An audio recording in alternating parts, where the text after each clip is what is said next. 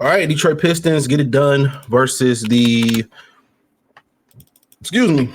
Orlando Magic, which is kind of building into one of the new age rivalries over the last few years. Magic off to a slow start, one of those surprises. Real slow start. They 1-4, 0-2 on the road. I mean, honestly, Kay Cunningham was just fantastic last night. And Iran just continued to make a lot of winning plays. I want to see more Iran highlights. I'm gonna keep saying it.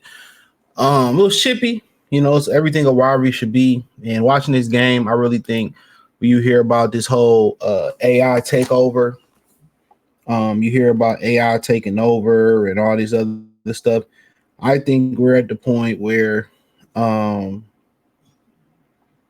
if AI needs to take over anything, it needs to take over refereeing. The referees are really the stars of the NBA. And that's my opinion. I believe the referees are the stars. They control the game, how the game go, how the game flow. They control it all. And last night, they don't allow men to be men. They don't allow physicality in the NBA no more. They don't allow for you just for masculinity to be shown off in the NBA. They don't allow it. They got female refs out there being emotional. All these refs just so trigger happy. Everything is a free throw contest. The Magic took almost 50 free throws if they didn't take for 50. They took 40. Okay. And they had 40 in the beginning of the third quarter. The Pistons took about 30, 34. That's just too many. You know what I'm saying? That's 74 free throws in the game. Come on now. Y'all don't think they got the foul sliders all the way up. But, last night, Paolo Brancho, they was down by 20. He came in late in the fourth quarter to try to get aggressive. He got chippy with Tobias Harris. That's one of the clips that's going viral where he's saying he's sorry, but then proceeds and you trash and to Tobias and I beat your butt and then turn around. He missed the next 2 free throws. I mean, it took 17 free throws. All right. Only made 10, 0 for 3. Franz Wagner, Piston killer. I mean, he had 22, 7 rebounds, 2 assists. 33 minutes played, 3 for 4. I mean, Wendell Carter fouled out, only 15 minutes. He fouled out with Isaiah Stewart. Desmond Bain was a non-fucking factor. Jalen Suggs, I like that he had the AE2s on. I got a pair of those. Shout out to Dog. But other than that, they had some contributions from the bench. Anthony Black with the 10 ball. I don't know, Goga. I like kind of that Goga guy. He seemed better than Wendell Carter. Wendell Carter ain't never did nothing to impress me. 10 points, and Tristan Da Silva had 15 points. So they got some help for their bench. They got Duncan Robinson in the starting lineup. I mean, I thought he'd been playing well. I know particularly the shooting percentages probably don't say he's been playing very, very well. I understand that. But I mean, he just gives them a different dimension.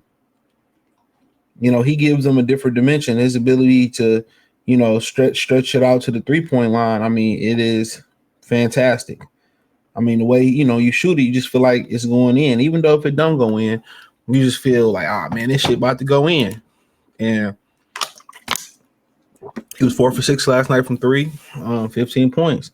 Tobias, he got a 23 ball, played well, 8 for 13, 1 for 4 from 3, 6 for 6 from the free throw line. Jalen Duren, I like how aggressive and how offensive he is. I mean, he's looking to make plays. He has some traveling out there, which, he drugged the foot, but he has offensively got better. I mean, if he can do this every night, offensively be a threat, I mean, it's a Rizzy. Kay Cunningham, 30 points, no turnovers, 3 blocks, 3 assists, had a phenomenal block on Jalen Suggs, 10 and 6. I mean, he on cruise control. Sar Thompson, 12 and 11, 6 assists. I mean, solid game. Shot 1 for 3 from 3-point, 4 for 14 from the field. We need that better, but I mean, they got contributions from everybody. You look at the bench, Beef Stew, he has some critical blocks out there. 9 points, he got a 9 foul out, but he's just a throwback. He's physical. Karis LeVert still ain't got in the thick of things. Ron need more minutes. I don't care what they say. Ron need more minutes. 23 ain't enough. 10 points, 3 steals. I mean, he a force. I like Javonte Green too. So at some point, Karis LeVert probably pick it up around. I would say he probably pick it up around January, February. You start to see him get into some type of rhythm. So I'm not really too much concerned about that. But it's a rivalry game, and we need new rivalries in the NBA. Back in the day, we used to have the Heat, the Knicks, the Pistons, the Bulls, Pistons, Celtics. I mean, Indiana, the Knicks. I mean, they haven't like really realized that them taking the physicality out of basketball have killed rivalries, and rivalries bring money. Physicality bring fans. They just want, even you notice how they turned down the physicality in basketball and football. How they turned it down. I mean, in both football and basketball, they turned it down, and the injuries went up. It's a reason for that. You must be physical to prepare the body, for what's coming. But I like where the Pistons at right now. It's a lot of teams. Once you look at the standings, it's a lot of these teams that, it's just early. Boston popped, Donovan Mitchell and the Cavs last night. And the thing about it is, I think with this gambling stuff, people starting to like really pay attention to the NBA, pay attention to the refs. They are the true stars of the NBA. But on top of that, Donovan Mitchell had 15 at the half and only took 2 shots last night. So I think people who have a betting addiction, or have a vested financial interest in these games, I think what they're finding out is what everybody been knew. This shit is fixed. A lot of it is fixed. You get to the Super Bowl last year, they was fixing games, in my opinion, allegedly for the Kansas City Chiefs. And when they got to the Super Bowl, they allowed the Chiefs to play in the game with no help from the refs, and they got popped. But Milwaukee is doing well right now. Miami is doing well right now. And I hear talks about them talking about trading Tyler Hero after 4 games. I'm like, yo, chill. Philadelphia backcourt. They got a pick number 3. Phenomenal. V Escamba. Maxey been going crazy. The Bulls are 4-0. I mean, it just seemed like, without Zach LaVine, DeMar DeRozan, a lot of guys are able to develop. Atlanta, start off slow. I think Trae Young got hurt last night. He avoided a major injury. Charlotte, LaMelo is making some splash plays. The Knicks too. I mean, it's so early, bro. A lot of these teams gonna start off slow. But this is not going to be indicative. Now, if you get to 20 games and somebody 20-0, 15-5, then I think you start to say, okay, we starting to take that serious, especially if it's one of those true contenders. But I mean, if you want to go out west, I'm not, Oklahoma City Thunder, they grew together with the Pistons trying to do with their young guys, pitching them rolling, they rolling. San Antonio, they rolling with a new coach that's not making them pay when an old structure Pop did. Golden State was new. If they get off to a fast start, they have a low where they go through a tough splash because they veterans need a little bit of rest. You will see that with Golden State. Denver, they reloaded up with more help around Jokic, so he just 4th triple-double last night. Portland, hey, they coming around, with or without Chauncey.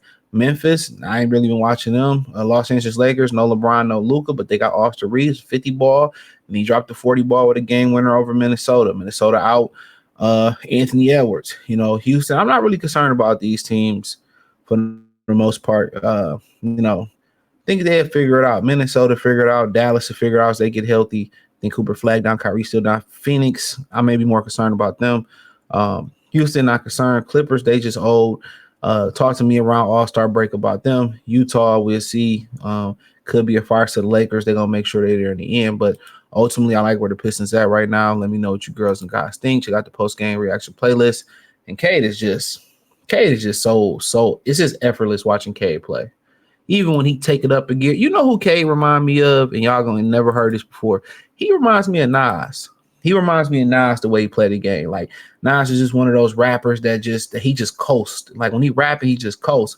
But when Nas gets aggressive, like Mobb Deep, It's Mine, or Ether, like when he get aggressive, it's just like, okay.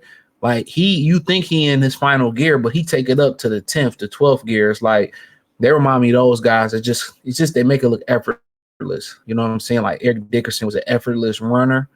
Then like he was running hard. They just make it look easy. So check out Detroit Pistons talk playlist, Detroit post game action playlist. The Pistons, hit the link tree. You can find me everywhere I'm producing content: X, Facebook, Kick, Twitch, and other platforms I'm on too. And I forgot about the NBA Cup, so we'll talk about that too.